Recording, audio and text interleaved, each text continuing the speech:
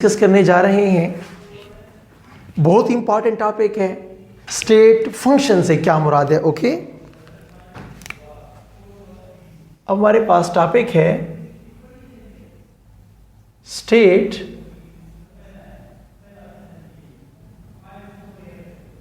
Functions से क्या मुराद है। स्टेट फंक्शंस इंपॉर्टेंट है आपकी ईटा के लिए। प्लीज, स्टेट फंक्शन को हम स्टेट वेरिएबल भी कहते हैं। स्टेट फंक्शन को हम स्टेट वेरिएबल्स भी कहते हैं। हम स्टेट फंक्शन को हम स्टेट पॉइंट्स भी बोलते हैं। हम इनको स्टेट वेरिएबल भी बोलते हैं, इनको हम स्टेट पॉइंट्स भी बोलते हैं। तो ये आपके पास स्टेट फंक्शन क्या भला होती है। याद रखें कि कोई ऐसी प्रॉपर्टी, कोई ऐसी वैल्यू सिस्टम के अंदर, कोई ऐसी प्रॉपर्टी सिस्टम के अंदर, कोई ऐसी वैल्यू सिस्टम के अंदर, कोई ऐसी प्रॉपर्टी सिस्टम के अंदर, कोई ऐसी वैल्यू जो किस पे डिपेंड करे, जो इनिशियल एंड फाइनल वैल्यूज पे डिपेंड करे, जो इनिशियल एंड फाइनल वैल्यूज पे डिपेंड करे, उसको बोलते हैं स्टेट फंक्शन। एक सिस्टम के अंदर एक होती है हिस्ट्री। मसलन मैंने सिस्टम को हीट प्रोवाइड की है, मैंने सिस्टम पे वर्क किया है। लेट सपोज मेरे पास क्या है, मेरे पास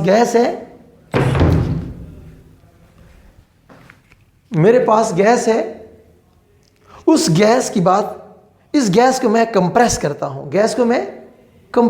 हूं, तो गैस क्या हो जाएगा, लिक्विड बन जाएगा। लेकिन मेरे सामने जो लिक्विड पड़ा हुआ है इस वक्त, इसके अंदर मुझे वर्क का पता नहीं चलता।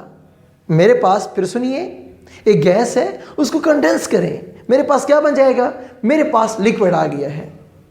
अब मुझे क्या पता, मुझे हिस्ट्री से कोई कारोबार नहीं है। मुझे ये देखना है कि पहले ये क्या था, पहले ये गैस था, अब ये लिक्विड है, इनिशियल और final.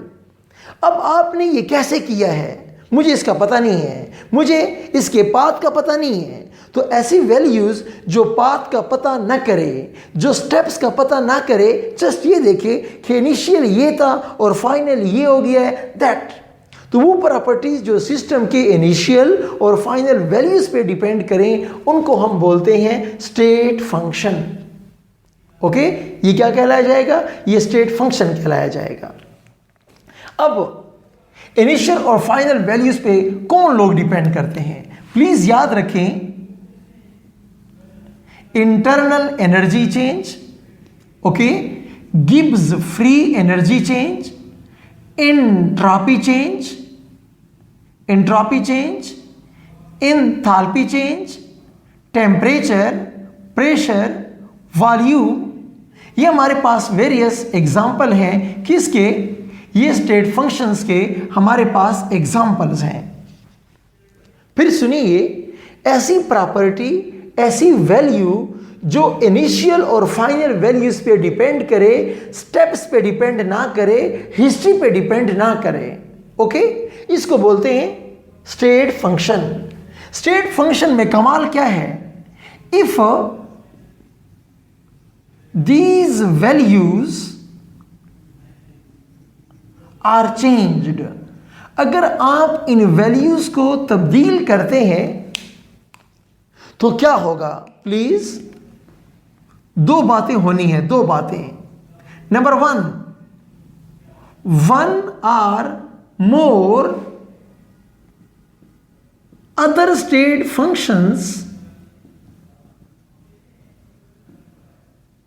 Of the said state are get changed।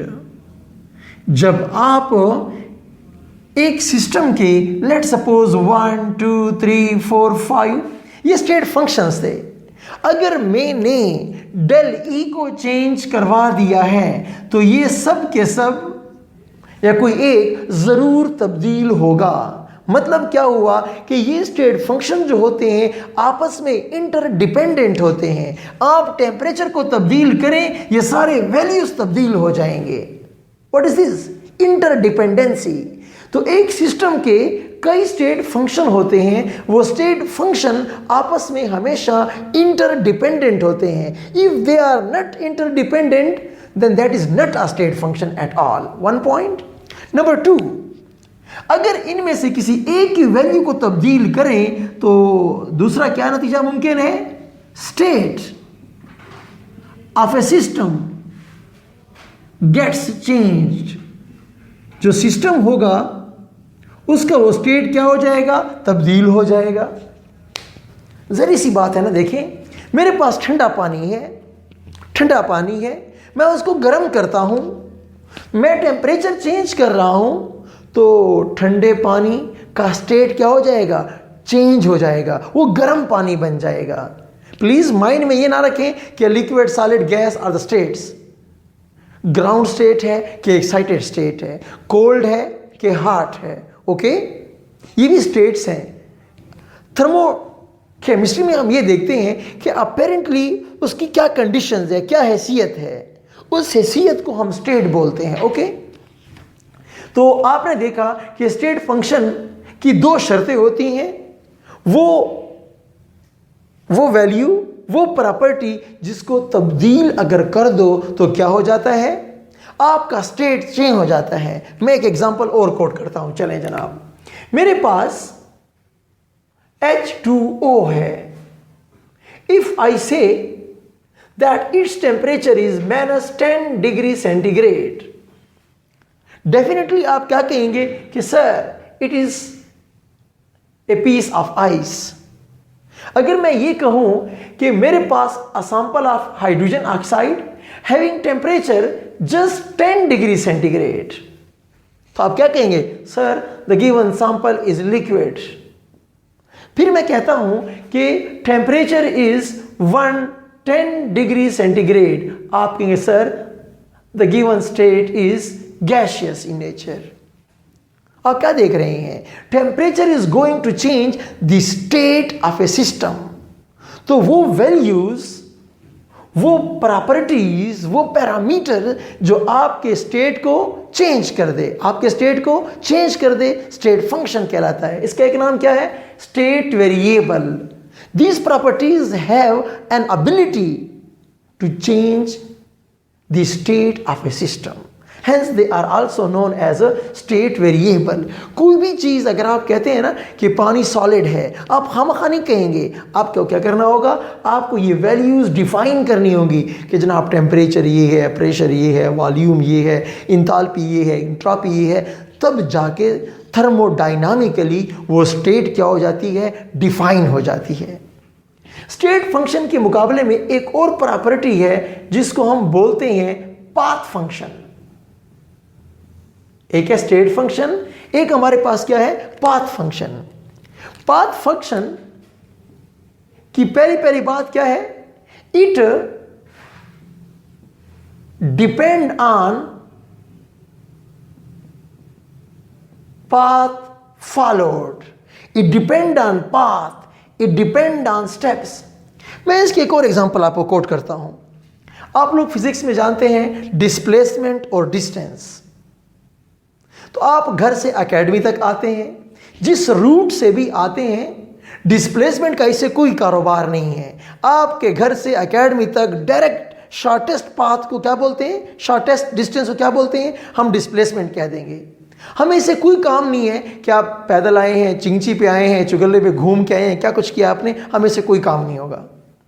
जबकि आपके घर से एकेडमी तक डिस्टेंस कितना है? फिर जिस रूट से आप जाओगे डिस्टेंस चेंज हो रहा होगा। आपकी मर्जी है लॉन्गर रूट लो तो डिस्टेंस बढ़ जाएगा, आपकी मर्जी है शॉर्टर रूट लो फिर डिस्टेंस क्या हो जाएगा?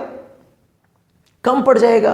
तो आप देख रहे हैं कि डिस्प्लेसमेंट का पाथ से कोई वास्ता नहीं होता। उसने shortest possible distance between the two points को उसने मेजर करना होता है। ओके, तो बिल्कुल डिस्प्लेसमेंट भी आप कह सकते हैं, अगरचे यहाँ पर केमिस्ट्री में कोई काम नहीं है उसका, लेकिन वैसे समझाने के लिए मैं कह रहा हूं कि displacement is like a state function, just depend upon the two important points. Okay, तो जो पाथ फंक्शन होता है ये जरूर पाथ पे, स्टेप पे डिपेंड करता है। वन, नंबर टू ये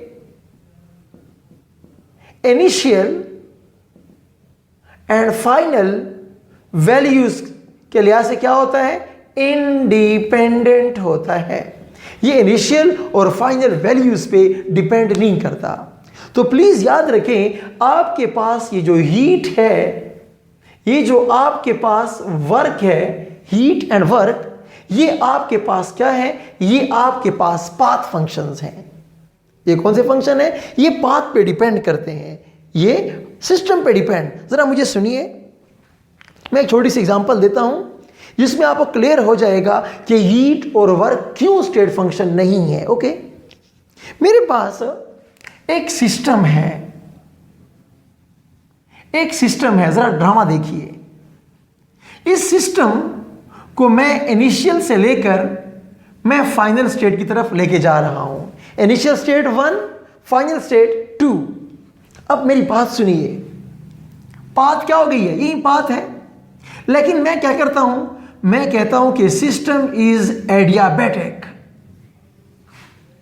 मैं कहता हूं सिस्टम इज आइसोकोरिक। अब मुझे बताएं, यहां पे आपका वर्क जीरो हो जाएगा। आइसोकोरिक सिस्टम में वॉल्यूम में तब्दीली नहीं आती, तो वॉल्यूम जब जीरो, अब आप देख रहे हैं इनिशियल टू फाइनल पे वो डिपेंड ही नहीं कर रहा। आपकी वर्क की जो वैल्यू आएगी, वर्क डन, क्या होगा, इस पहले प्रोसेस में जब सिस्टम एडियाबैटिक होगा, work done is not zero. When system is isochoric, work done is zero. हालांकि इनिशियल और फाइनल स्टेट तो वही है। आपने देखा कि वो मैकेनिज्म पे डिपेंड करता है कि यार मैकेनिज्म कैसे है, सिस्टम की सिचुएशन कैसे है। तो आपने देखा कि वर्क होता है। सिमिलरली हीट की बात भी आप कर सकते हैं। आपके पास आइसोथर्मल कंडीशन है तो हीट एक्सचेंज और होती है। आपके पास एडियाबैटिक सिस्टम है तो हीट एक्सचेंज और होती है। एडियाबैटिक में तो जीरो होगा, heat supplied will be zero. तो बात मेरे ख्याल में समझ आ गई है कि आपके पास हीट और वर्क जो होते हैं वो पाथ फंक्शन है, वो मैकेनिज्म वाले फंक्शन है, वो इनिशियल और फाइनल वैल्यूज पे डिपेंड नहीं करते। इनिशियल और फाइनल वैल्यूज यही हैं। लेकिन अगर सिस्टम आइसोकोरिक है तो वर्क डन जीरो होगा। अगर सिस्टम आपके पास एडियाबैटिक है, आइसोथर्मल है, तो फिर वर्क डन जीरो नहीं होगा। तो आपने देखा इनिशियल फाइनल वही थे, लेकिन वर्क डन क्या हो रहा है, वर्क डन तब्दील हो रहा है, उसकी वैल्यू तब्दील हो रही है। ओके।